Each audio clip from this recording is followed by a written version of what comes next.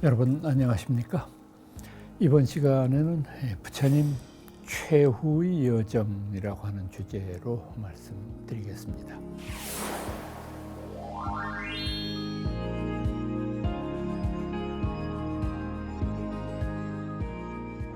부처님이 열반하시는 그 당시의 장면, 그리고 또 그분이 남기신 유훈, 이런 걸 중심으로 말씀드리려고 합니다.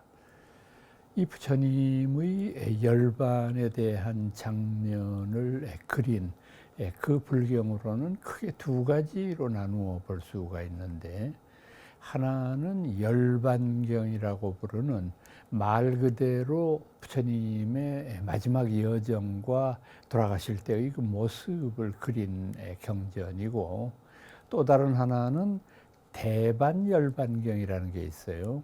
이 대반열반경이라고 하는 것은 지금 말씀드린 부처님 열반의 모습에 근거하면서도 그 부처님의 열반을 해석하는 대승불교적인 관점으로 설명하는 아주 수준 높은 철학서적이라고 볼 수 있습니다. 그러니까 이 두 가지의 전통은 역시 서가모니 부처님의 죽음이라고 하는 장면을 도저히 납득하거나 이해할 수 없었던 대승불교도들에게 그 어른의 죽음이 일회적이라거나 또는 단절을 의미하는 것이 아니다. 그 어른은 돌아가셨지만 영원히 계신다. 왜냐하면 그분의 깨달음은 우리와 영원히 함께하기 때문이다 라고 하는 법신사상이 밑에 깔려있는 그런 대반열반경이라고 볼 수 있습니다.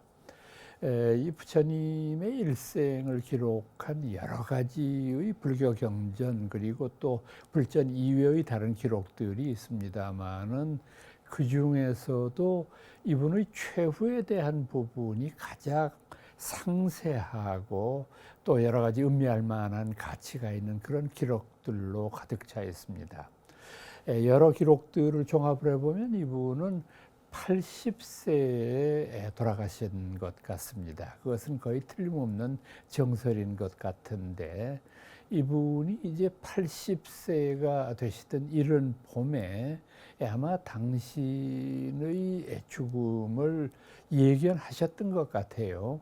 그래서 이제 그 그림자처럼 부처님을 모시고 있던 시봉 아난다 존자에게 넌지시 이제 앞으로 석 달 후에 열에는 열반에 들리라 라고 하는 그런 가르침을 주는 것이 표현이 되고 있는데, 그때 이제 아난다는 굉장히 슬프기도 했지만은 부처님한테 간곡하게 말씀을 드리죠.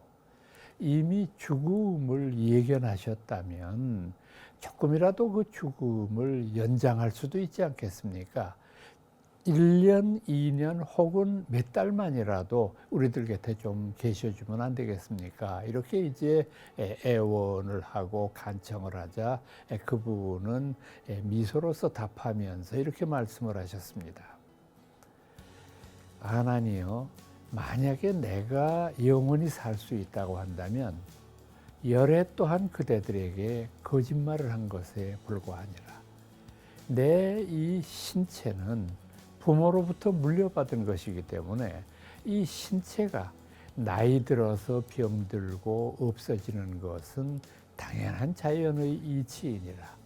그러므로 내가 간 다음에 만약에 어느 누구라도 이 교단의 지도자가 없구나, 큰일 났구나, 이런 생각을 가진다고 하면 그것은 굉장히 잘못된 판단이다. 내가 가르친 가르침과 그대들 스스로의 양심이 우리 불교 교단을 지키는 등불이 되리라. 이런 이제 아름다운 말씀을 전해주시는 장면이 나옵니다. 이 바이샬이라고 하는 도시는 상당히 익숙한 그 불교인으로서는 그런 도시일 거예요. 혹은 베살리라고도 부릅니다만은 이 지역은 인도의 남부 지역에 속해 있는데 이제 농산물의 집합지로 알려져 있고 상당히 지금도 번성한 상업 도시입니다만은 이 베살리, 바이샬리라고 하는데 안거를 마치고 도착하신 직후에 부처님은 또 아난에게 말씀하셨습니다. 이것이 내가 마지막 보는 바이샬리가 되리라.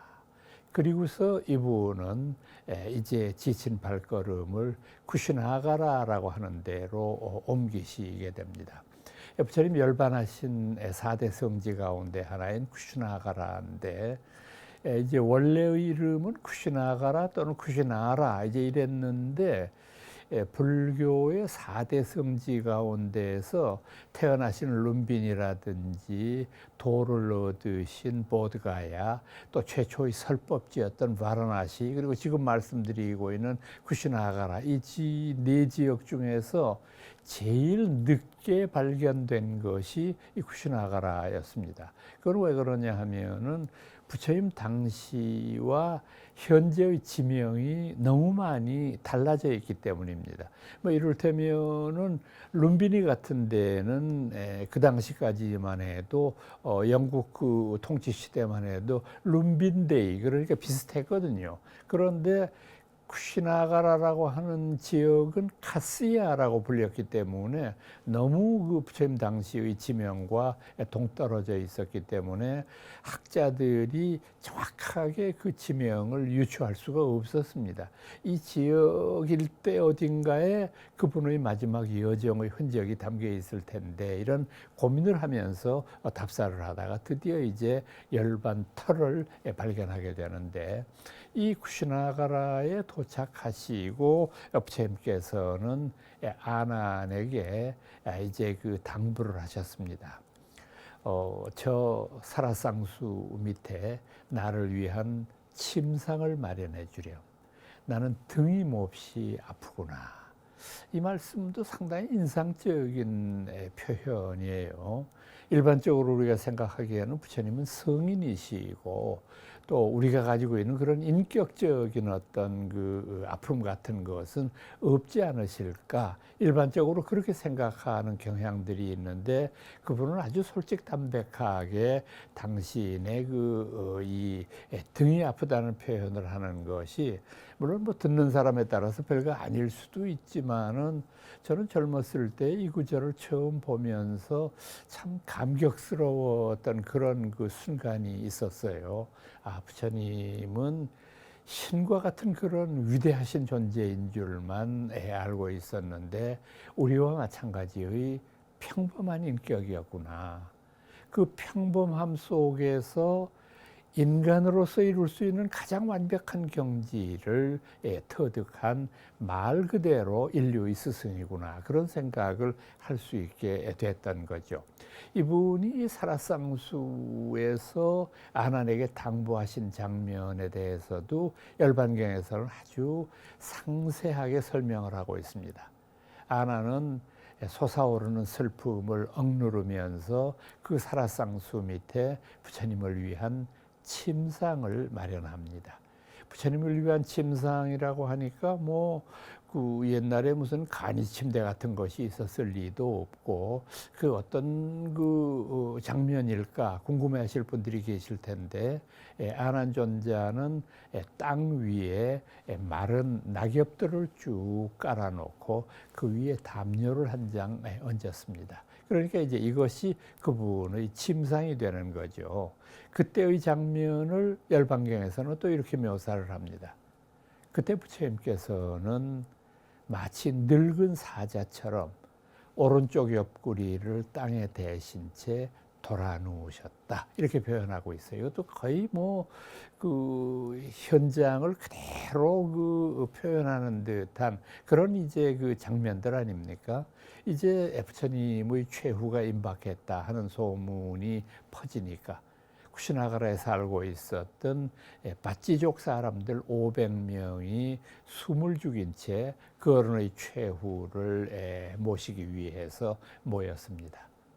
많은 제자들이 모여 있을 때 아난존자가 다시 부처님한테 질문을 던졌습니다. 부처님, 저희들은 부처님으로부터 많은 것을 보고 듣고 배웠습니다. 그래도 혹시 저희들에게 주실 마지막 말씀이 있으시면 한마디 해주시면 좋겠습니다.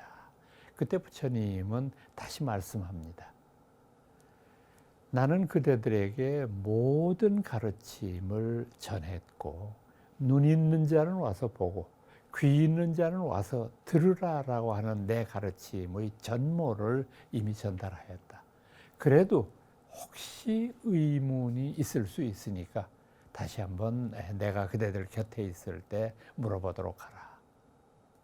그러나 아무도 부처님께 차마 여쭐 수가 없었겠죠. 고요한 침묵이 있게 되자 아난이 다시 대표해서 말씀을 드렸습니다. 부처님, 저희들에게는 한 점 의혹도 없나이다. 그때 부처님은 우리들에게 최후의 유언을 말씀하셨습니다. 비구들아, 이 세상의 모든 것은 덧없다. 모든 것은 흘러가 버리는 것인데 내가 간 후에 교단에 지도자가 없었다는 생각을 해서는 안 된다. 내가 간 후에는 내가 가르친 가르침, 법이죠. 그리고 그대들 스스로의 양심, 이 두 가지가 우리 불교 교단을 지키는 등불이 되리라. 중국의 번역가들이 이 두 마디 말씀을 아주 아름다운 용어로 번역을 했죠.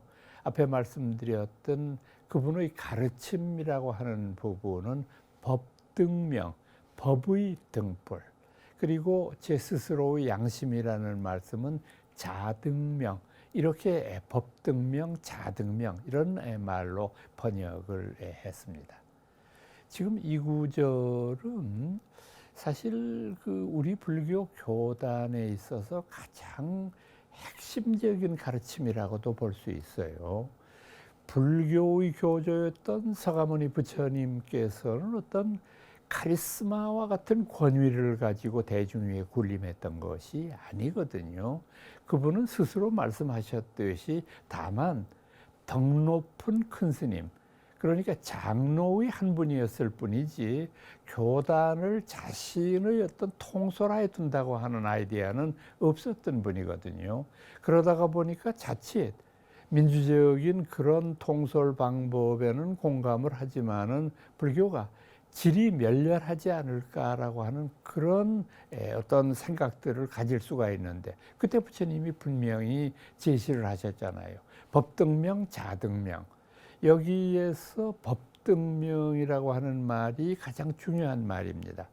우리가 흔히 불교를 삼보의 종교라고 말하죠. 그래서 불법승, 이 세 가지의 보배로운 것들에 대해서 우리가 경배를 표현하는 것이 불자들의 자세라고 설명하는데 그 불법승 삼보 가운데에서도 가장 핵심적인 것은 법이라는 것을 알 수 있습니다.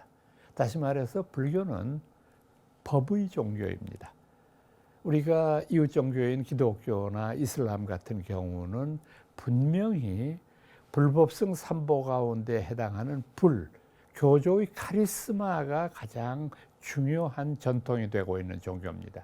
그러나 불교는 교조의 카리스마가 인정되지 않는 대신에 법이라고 하는 것을 최고의 가치로 인정하는 그런 종교라는 것을 알 수 있습니다. 그분은 이제 이 최후의 가르침을 주시고 이제 열반의 저쪽 언덕으로 건너가십니다. 그런데 제가 처음에 말씀드린 대로 이것을 우리 모두는 충분히 납득할 수 있는 그런 성인의 최후였지만은 외도들이라든지 또는 불자들 가운데에서 부처님의 죽음에 대해서 굉장히 회의적인 시각을 가지고 있는 사람들이 있을 수 있거든요. 즉 우리가 아무리 열심히 수행해서 부처님과 같은 경지에 오른다고 할지언정 돌아가시면 그만 아니냐. 결국 우리가 따라야 될 스승에게는 좀 영원한 생명이라고 하는 그런 암시가 있어야 되는데도 불구하고 너무도 부처님의 죽음은 평범하다면 평범한 그런 것으로 가지 않았느냐라고 하는 회의를 당시의 모든 불자들 그리고 다른 외도들이 불교를 공격할 때에도 언제나 이 부처님의 죽음을 예로 들면서 공격했던 경우가 많아요. 그러니까 이제 대승불교 입장에서는 이와 같은 부처님의 죽음을 해석을 해야 되고, 이 부처님의 죽음이 단순한 생명의 단절이 아니라 영원한 생명이신 부처님이라고 하는 것을 일깨워야 됩니다. 그렇게 해서 등장한 것이 바로 법신사상입니다. 앞서 말씀드렸던 대반열반경이라든지 법화경이라든지 화엄경 같은 이런 대승불전들은 거의 법신사상을 담고 있는 중요한 경전인데, 이 법신이라고 하는 말은 진리신 인격이라는 뜻입니다. 부처님은 시다르타 태자로 태어나셔서 설산에서 고행하시고 대도를 얻으셨지만, 그분의 삶의 가치는 법신에 있는 것이지 육체에 있는 것이 아니다라고 하는 것을 강조합니다. 여러분 한번 생각을 해보세요. 부처님 가신 지 2500여 년이 흘렀지만은 부처님의 가르침은 여전히 우리들 가슴 속에 살아 있습니다. 앞으로 2500년 후에도 마찬가지입니다. 즉 그분은 가셨지만 가신 것이 아니라 영원히 우리와 함께 계시는 겁니다. 바로 이와 같은 논리의 구조를 가지고 부처님의 죽음은 일회적인 것이 아니다라고 하는 대승불교의 논리가 생겨나는 것입니다. 이제 이와 같은 부처님의 최후 여정을 기리기 위해서, 그보다 조금 부처님 열반하실 때보다는 조금 후대의 일입니다만, 굽타 왕조 시대에 거대한 열반상을 그 쿠시나가라에 모셨죠. 지금도 그 열반상은 앞서 표현된 대로 오른쪽 옆구리를 땅에 대신 채로 누워있는 장대한 모습으로 그 조각상이 남아있는데, 이 부처님의 와상을 모신 그 법당은 열반당이라고 부르죠. 또 이 쿠시나가라는 그 이외에도 옛날 부처님 인멸하신 직후에 있었던 여러 가지의 행사장들도 보존이 잘 되어 있습니다. 그러니까 부처님의 다비장소, 또 부처님께서 직접 이제 그 화장을 모시고 난 다음에 그 자리에 모였던, 연결식장에 모였던 당시의 그 여러 고관이나 일반 시민들의 어떤 장소 같은 것도 비교적 잘 보존이 돼 있습니다, 지금까지. 자, 그런데 여기에서 이제 또 한 가지 우리가 생각해야 될 점은, 부처님께서 자등명, 법등명의 가르침을 주셨다고는 하지만, 그래도 부처님이 가신 이후에 불교 교단에 참 많은 변화가 있을 수밖에 없는데, 그 불멸 후의 초기 교단은 어떤 식으로 발전해 갔을까라고 하는 점입니다. 저희들은 이 점에 관해서 우선 잘 알려진 대로 분열이 상당히 일찍부터 시작되었다고 하는 점을 들 수 있습니다. 불교 교단이 다른 종교에 비해 봤을 때 부처님 돌아가신 직후부터 많은 분열이 이루어지게 되는데, 그 이유는 우선은 우리가 불교의 교리 자체가 권위적이지 않았다고 하는 점을 들어야 될 겁니다. 그러니까 교조의 절대적인 권위가 인정되지 않다가 보니까 사람마다 표현하는 양심은 다를 수도 있는 거니까, 이게 이제 여러 가지 면에서 갈등과 분열을 일으키는 그런 요인이 됐을 것이라고 생각할 수 있고, 또 다른 하나는 불교가 부처님 당시에 비해 봤을 때 열반하신 후에 상당히 넓은 지역으로 펴져 나가게 된 사실을 보셔야 됩니다. 그러니까 지금 오늘날 저희들이 부처님의 발자취를 추적을 해보면은, 남쪽으로는 이분이 마가다국의 빠달리푸트라, 요즘에는 빠뜨나라고 부르는 그 지역까지 내려오셨습니다. 북쪽으로는 이분이 코살라의 경계 지역이고 수도였던 그 코살라의 그 지역까지도 이분이 올라가셨으니까 남북의 길이만을 따지면은 한 1000리 정도밖에 되지 않습니다. 동서는 그거보다 더 좁고요. 불과 그저 한 500리 정도 되는 거리. 그러니까 거기를 여른이 35세 대각을 얻으시고 80세에 열반하시기까지 45년 동안 그 일대를 주로 누비셨는데, 이분이 이제 돌아가시고 난 다음에는 북쪽으로는 불교가 오늘날의 아프가니스탄, 파키스탄, 그리고 중동 지역을 지나서 지중해를 건너서 유럽까지 진출을 하게 되고, 남쪽으로는 어떻습니까? 남쪽으로는 케랄라라고 부르는 데칸고원의 이남 지역까지 전해졌다가 거기서 다시 최초의 해외 포교가 되는 스리랑카로 불교가 전해지게 되고, 이어서 미얀마, 라오스, 캄보디아, 타일랜드, 베트남, 이런 이제 동남아시아 일대의 아주 광막한 대륙으로 불교가 퍼져나가게 되지 않습니까? 인도 대륙만을 놓고 생각해도 인도는 다인종 국가입니다. 우리처럼 뭐 이렇게 그 단일 민족으로 형성된 것이 아니라 여러 지역에 각각 다른 인종이 모여 살고, 다른 인종이 모여 살기 때문에 언어가 서로 다 다릅니다. 언어가 다르다고 하는 것은 결국 문화가 다르다는 의미가 되는 거죠.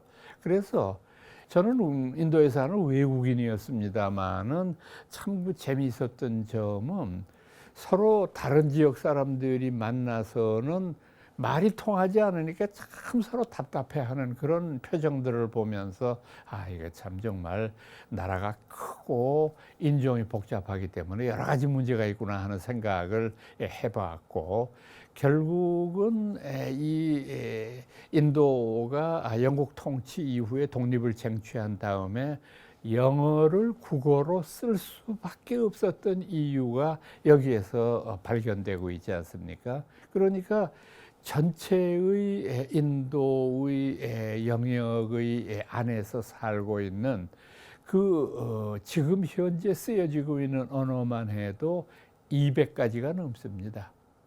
그 중에서도 인구 1000만 이상이 사용하는 언어도 30개국어가 넘습니다. 그렇게 인도 사람들은 날 때부터 아주 이상한 외국어를 듣는 것에 굉장히 익숙해져 있고, 그러다가 보니까 아마 이 사람들이 어학을 공부하는데 저희들보다 장점이 있었던 것 같아요. 많이 이렇게 그 남의 말을 익히는데 도움이 됐던 것 같은 느낌이 바로 그런 데서 나오고, 이제 그러다가 보니까 아주 심하게 말하면, 물론 인도는 지방자치 국가이지만은 수도인 델리에서 행정명령을 각 지역으로 내려보낸다고 하면은 적어도 30개국의 언어로 보내지 않으면 안 되잖아요. 이거는 행정적인 질서로 봤을 때는 거의 0점에 가까운 형편없는 일이잖아요. 그러니까 영어를 쓰게 되면은 그런 불편이 해소되니까. 그래서 인도 사람들은 유치원, 유아원 다닐 때부터 영어를 가르치고 영어를 배웁니다. 그러다가 보니까 인도가 잠재적으로 굉장히 부상하고 있는 이유가 바로 거기에 있는 겁니다. 영어라고 하는 장점을 가지고 있기 때문에. 자, 그래서 이 인도 대륙에서 여러 가지의 분파가 있게 된 것은 지역적인 문제도 고려를 해야 되고, 교리적인 어떤 민주적인 면도 검토를 해야 될 텐데, 이와 같은 교단 분열의 근본적인 원인은 역시 계율의 해석에 대한 차이 때문이라고 볼 수 있습니다. 부처님이 정하신 계율, 이것만을 모아놓은 불교 경전은 사분율, 오분율, 마승기율, 법망경, 이런 불전들이 있습니다. 이제 이런 것들은 전부 부처님이 어떠한 경우에 따라서 범해서는 안 될 일, 또 권장해야 될 일, 대중생활에서 주의해야 될 일, 이런 것들을 다른 이들한테 일러주신 거거든요. 그것이 이제 불교에서는 계율이라고 하는 이름으로 내려오게 되는데, 부처님이 저희 곁에 계실 때는 사실은 이것을, 이 율장을 뭐 문자로 표현하거나 이럴 필요가 없었을런지도 몰라요. 어떤 문제가 생기면 부처님한테 가서 여쭤보면 부처님이 명쾌한 해답을 주시니까 그걸로 모든 것이 이제 종결이 되는 거니까. 이를테면은 이런 이 계명이 사분율 안에 들어 있는데, 그건 뭐냐면 어떤 비구가 전도를 위해서 다른 나라로 여행을 떠났는데 공교롭게 이제 산속에서 해가 저물어서 남의 집에 신세를 하룻밤 지게 되었는데, 그 집주인이 과부였어요. 이제 이러다가 보니까 그 문제를 가지고 다른 외도들이 공격을 하기도 하고, 뭐 굉장히 이 루머 같은 것이 많이 돌고, 그러다가 이제 나중에는 급기야는 불교의 출가 비구들은 과부댁만이 살고 있는 그 집을 노리고 그곳에서 숙식을 해결하고 있다, 뭐 이런 비난까지 들리고, 그 다음에 해당자였던 그 비구는 자신은 결백하다, 자신은 그런 부정한 행위는 있을 수도 없었고 생각조차 해본 적이 없다, 자신의 결백을 주장하는데 소문은 자꾸 증폭되고, 그래서 이것이 이제 부처님 앞에 붙여지게 됐습니다. 부처님 이런 경우에 어떻게 하면 좋겠습니까? 그때 부처님께서 정한 계율이 사분율에는 어떻게 나와 있느냐 하면 여인 동숙 금지죄 이렇게 나와 있어요. 그러니까 출가한 비구는 어떤 경우라도 남에게 의심을 받을 만한 행동을 해서는 안 된다. 이게 법으로 아주 정해져 버리게 된 거죠. 이제 이런 것들이 부처님이 안 계셨을 때는 굉장히 혼란스러울 수 있는 문제인데, 부처님 계시기 때문에 일목요연하게 해결이 되지 않습니까? 그렇기 때문에 이 계율을 해석하는 문제가 분파의 분열의 가장 중대한 요소였을 것으로 생각을 합니다. 예를 들어서 이 5개 속에 하나로 열거가 되어 있는 것은 아닙니다만은, 우리 불교의 출가 스님네들이 꼭 지켜야 될 불문율이 뭐냐 하면 무소유계입니다. 무소유라고 하는 건 아무것도 가져서는 안 된다는 거 아닙니까? 비구니들에게 허용된 물품이라고 하는 것은 옷 3벌, 하의가 2벌, 상의가 1벌. 물론 평생 동안입니다. 일생 동안 옷 3벌. 그리고 바로 공양을 위해서 밥그릇, 국그릇, 반찬그릇, 그 다음에 청수물 담는 그릇에서 그릇 4개가 있고, 그 다음에 깊은 산속을 댕기거나 또는 그 험한 지형을 댕길 때 쓰라고 지팽이가 있고요.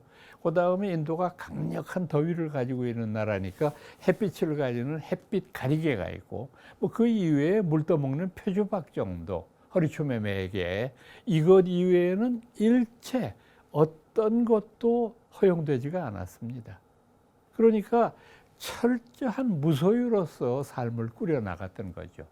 자, 그런데 부처님 당시에는 화폐라고 하는 것이 없어서 뭐 그런 큰 문제가 없이 지나갔을 수도 있지만, 부처님 열반하시고 난 다음에 돈이 생기게 되니까 그 전까지 물물 교환을 하다가 돈이 생기면 얼마나 편합니까? 자, 그러면 우리 교단 내에서 돈을 가질 수 있느냐 없느냐 하는 문제가 쟁점이 될 수가 있어요. 그러면은 돈을 우리가 안 가지게 되면은 다른 사람들은 배를 타고 길을 건널 때 스님들은 헤엄쳐서 건널 수밖에 없고, 또 다른 사람들은 마차를 타고 먼 길을 쏜살같이 달려가는데 스님네들은 걸을 수밖에 없고, 돈이 없으니까. 이게 도대체 말이 안 되는 거 아니냐. 그러니까 돈을 조금만 가질 수 있도록 하자. 그럼 그 다음에 대두되는 문제는 그러면 얼마만큼 허용할 거냐 하는 문제예요. 이게 참 미묘한 문제예요. 요즘 우리도 가만 생각해 보면은 대도시에 거주하는 스님들하고 지방의 한적한 절에 머물고 계시는 스님들의 용돈이 똑같을 수는 없을 거예요. 그렇다고 한다면은 지역에 따라서 얼마 상한선을 두기도 그렇고, 그렇다고 해서 뭐 50만 원, 100만 원 이런 식으로 일률적으로 정해버리기도 그렇고, 그러니까 조금 불편하더라도 부처님 정한 대로 무소유의 정신으로 그냥 살아가자, 이렇게 주장을 할 수가 있거든요. 이런 것이 분열을 일으키는 아주 결정적인 원인이 될 수 있다고 하는 것입니다. 아마도 이제 이런 것들은 앞으로도 저희들이 여러 가지 면에서 깊이 생각해야 될 문제일 거라고 생각을 합니다. 한편 우리 불교 교단은 사가모니 부처님이 열반하시고 난 다음에 여러 가지의 중요한 사업을 벌였는데, 제가 생각하기에는 가장 소중한 사업이 대장경의 편찬 사업이라고 생각을 합니다. 대장경, 우리가 흔히 이야기를 대장경이라고 말하지만 원래는 3장 이렇게 되죠. 3장이라고 하는 첫 번째는 경이라고 하는 건 수트라라고 하는 인도말을 옮겨 쓴 것입니다. 부처님의 말씀, 그리고 부처님의 대담, 이 모든 것들을 다 엮어 놓은 것을 경. 그래서 여러분들 불교 서적을 파는 데 가보시면은 뭐 유마경, 반야심경, 이렇게 경자가 늘 붙어 있는 것, 뒤에 붙어 있는 것은 부처님 말씀이구나, 이렇게 이해하시면 되고요. 두 번째는 율장이라는 게 있어요. 율장이라고 하는 것은 부처님께서 가르치신 올바른 삶의 방식, 이렇게 되겠죠. 이 올바른 삶의 방식이라고 하는 것을 율. 저는 이 율이라고 하는 말이 너무 근엄하고 너무 좀 어려워 보여서 이 율이라고 하는 말을 요즘 우리가 쓰는 말로 하면은 윤리라는 의미로 해석해 볼 수 있는 겁니다. 윤리조항입니다. 이건 물론 출가자의 경우와 재가의 신도들이 각각 조금씩 다른 어떤 조항들을 지키게 되어 있는 것이죠. 세 번째는 론장이라는 게 있는데, 론이라고 하는 건 샤스트라라고 하는 인도말을 옮겨 쓴 것이고, 샤스트라는 경과 율에 대한 큰 스님들의 해설서입니다. 주석서입니다. 그러니까 이제 쉽게 말씀을 드리면은 오계를 설명하실 때 부처님은 살아있는 목숨을 해치는 것으로부터 멀리 벗어나라, 이렇게 단순하게 아주 명확하게 말씀을 하셨지만, 살아있는 목숨이라고 하는 것을 우리가 어디까지 이해를 해야 되느냐. 동물은 이해가 돼요. 살아있는 것들이니까. 근데 식물도 살아있잖아요.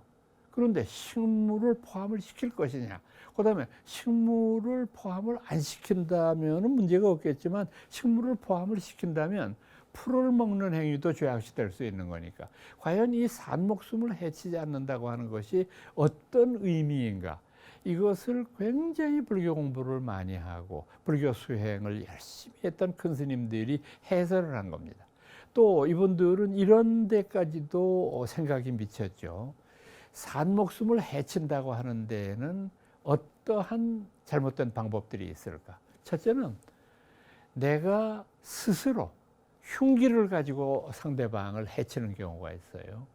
근데 두 번째의 경우는 내가 직접 해치는 것이 아니라 다른 이를 아주 교묘한 언사로 꼬드겨서 그 사람으로 하여금 내 대신 그 대상을 없애도록 하는 방법이 있어요. 또는 우리가 흔히 쓰는 방법 가운데 하나였지만 고대 사회에서는 독약이나 독충 같은 것을 쓰는 방법이 있어요. 독약을 음식물에 탄다든지 해서 이제 그 해당자에게 목숨을 뺏는 경우. 네 번째는 또 뭐가 있느냐 하면 주술로서 상대방을 죽음에 빠뜨리는 행위도 있어요. 주술. 끊임없이 저주를 하고 끊임없이 상대방이 잘못되기를 바라는 이런 형태의 견해를 가지고 모든 일을 이제 처리하려고 하는 이런 것들이 있다. 그러니까 우리가 말하려고 하는 것은 이와 같은 어떠한 방법에 의해서도 목숨을 해쳐서는 안 되는 것이다라는 해설을 하게 되는 거죠. 또 율에 대해서도 마찬가지입니다. 아까 여러분들한테 말씀드렸던 대로 이러한 것은 여기까지 허용해야 된다. 그래서 여기에서도 저희들이 좀 생각해야 될 부분이 이제 이거 율장만을 연구하는 불교의 그 학파들을 우리가 불교 윤리학자라고 부르는데 이분들에 의해서 제기된 문제들을 보면은 참 여러 가지 다양한 윤리학의 어떤 접근 방법이 있겠구나 하는 걸 느끼게 되는데 이를테면 원효대사가 법망경 소 그리고 보살계본 지범요기 이런 이제 우리 율장에 대한 아주 중요한 해설서를 몇 개 남기셨는데 이분의 그 가르침을 쭉 뜯어보면 참 이분의 생각이 깊고 또 도저히 우리로서는 미치지 못하는 분야까지도 세세하게 염두에 두고 계신다는 것을 느낄 수 있는데 이를테면 그분의 표현 가운데에서 우리가 거짓말하지 마라 이런 말 많이 하지 않습니까? 옥외 가운데에서도 불망어 이런 말 나오고 그 망어 속에 악구, 양설, 기어 이게 전부 포함되는 그런 개념으로 이해를 하는데 그 거짓말도 원효 스님의 해석입니다. 거짓말도 크게 죄가 되는 경우가 있고 별로 죄가 되지 않는 거짓말이 있어요. 별로 죄가 되지 않는 거짓말이라고 하는 것은 뭐냐? 이를테면은 저희들이 어떤 그 일을 과장해서 설명했던 것은 좀 거짓말 중에서 죄의 질이 제일 낮은 거예요. 이를테면은 내가 산속을 지나가다가 너구리를 봤는데 그 너구리를 마을에 내려와서 나 호랑이 봤다. 이렇게 거짓말로 얘기하는 것은 역시 잘못이지만은 이건 뭐 그렇게 큰 잘못은 아니다. 그런데 진짜 큰 잘못이 있을 수 있다. 그건 뭐냐 하면 자신의 이득을 위해서 이것이 검은데도 불구하고 희다고 말하는 거짓말. 이건 굉장히 중죄에 해당한다. 또 이분은 윤리를 설명하면서도 원효대사는 이렇게 말씀합니다. 우리가 굉장히 이 부분에 대해서 섬세하게 이해를 해야 되는 부분인데 겉으로 보기에는 아주 맑고 깨끗해 보인다.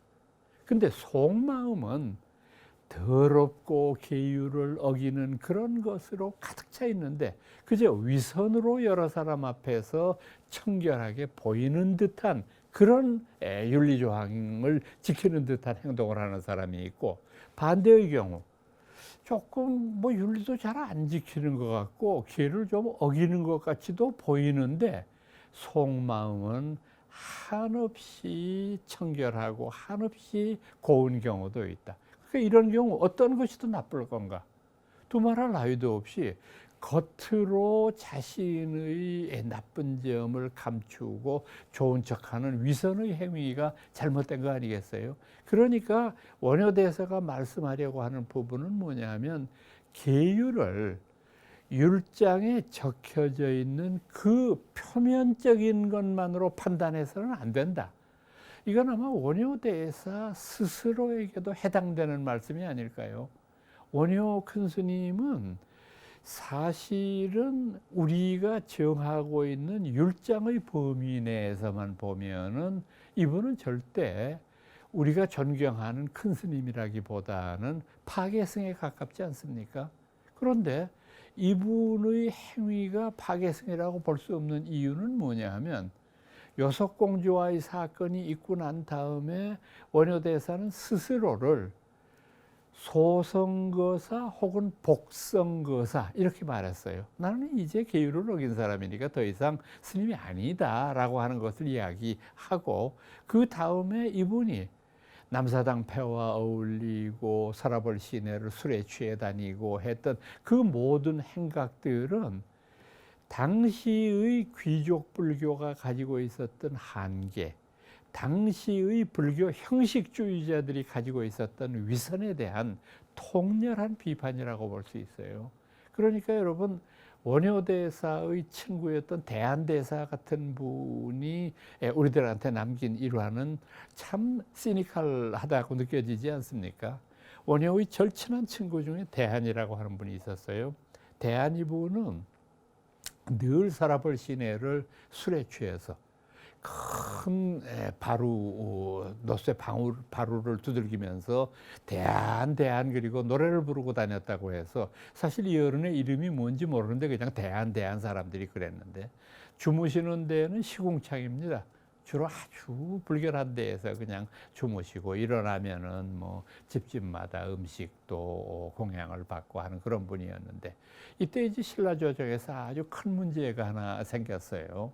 공주가 병이 들어서 백약이 무효해서 할 수 없이 중국으로 사신을 보내서 불경을 하나 수입해 와서 이걸 이제 많은 이들한테 공보하려고 하는데, 이 구해온 불경이 순서가 엉망진창으로 돼 있어요.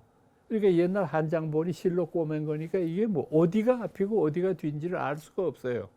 그래서 당시에 유명한 불교학자들을 다 찾아다니면서 스님들한테 문의를 했는데도 쉽게 잘 못 맞춰요. 이게 맞추면 저게 틀리고 하니까 잘 모르는데, 어떤 분이 얘기를 합니다. 아, 이거 대한법사 아니면은 풀 수 없을 것 같은데요. 그래서 할 수 없이 임금이 대한법사를 대궐로 모시려고 사신을 보내니까 대한법사의 말씀이 걸작이에요. 대궐요? 난 더러운 데는 안 가요. 그러니 어떡합니까? 할 수 없이 대궐에서 임금이 나왔죠. 그래서 그날도 다른 날과 똑같이 대한법사는 술에 취해서 시궁창에서 코를 박고 주무시고 있는데, 거기 가서 한번 상상을 해보세요. 착 빼입은 문무백관과 휘황찬란한 관을 쓴 임금이 공손히 그 앞에 큰절을 하면서, 스님, 사람이 도저히 사람의 목숨을 살려야 되니까 좀 도와주십시오. 이걸 좀 순서를 맞춰주세요.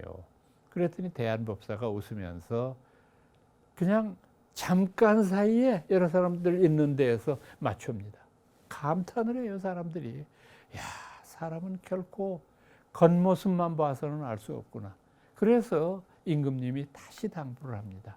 스님, 여기까지 해주셨는데 부디 이 경전을 설하는 대법회를 좀 주관해 주십시오. 그랬더니 대안이 또 사양합니다. 아닙니다. 제가 그저 어떻게 운 좋게 경의 순서는 맞췄는데 해설할 실력은 아직 없습니다. 제가 보기에는 우리나라에서 원효 스님 정도가 할 수 있을까요?